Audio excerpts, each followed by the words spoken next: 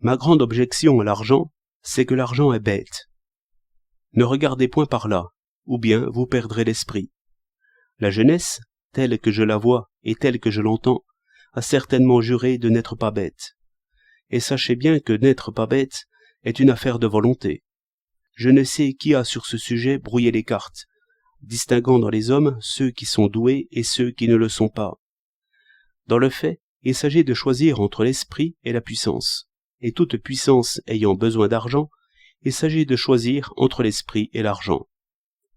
Un homme de coupons et d'affaires se condamne à n'avoir que des opinions sur lesquelles il gagne, c'est-à-dire qu'il attelle son esprit à sa fortune. Honneur, au contraire, en tout pays, à n'importe quel artisan ou artiste ou jugeur qui jamais n'hésitera entre le profit d'argent et le travail bien fait. Il y a assez grand nombre de ceux-là pour que l'esprit de pauvreté soit enfin roi. Un vieil ami à moi, qui m'a beaucoup appris, que j'ai admiré, que je n'ai pas imité, était royaliste, bonapartiste, boulangiste, selon l'occasion, me montrant toujours, au sommet des choses humaines, la frivolité, le luxe, le brillant, comme les seules choses qui méritent qu'on les loue et qu'on les serve. Il savait bien ce qu'il voulait, et il le disait, mais il avait eu aussi la précieuse chance de ne pas réussir, ce qui fit qu'il resta grand liseur et bon raisonneur. Depuis, dans nos générations, et dans celles qui suivirent, j'en ai vu un bon nombre qui ont pris à un moment le chemin du foie gras et de la salle de bain, les uns volontairement, les autres par un hasard qu'ils n'ont pas repoussé. De toute façon, je les ai vus décapités, parlant du ventre, et disant et écrivant alors ce qu'on pouvait attendre d'un ventre. Or, regardant ces vivantes terrines cachetées, et l'esprit qu'elles promènent dans le monde où l'on mange, je les ai trouvées trop unies. Aucun homme n'est heureux de soi que par pauvreté et liberté, qui vont ensemble, et, parce que chacun souhaite que la politique autour de lui ressemble à sa propre et intime politique, l'homme libre ne jugera pas mal d'un ministère d'après une suffisante proportion d'étranges par-dessus et de pantalons aux genoux gonflés. Cette négligence est déjà noblesse à nos yeux. Cette sorte de jugement illumine en éclair la bataille qui se livre entre l'esprit et l'argent.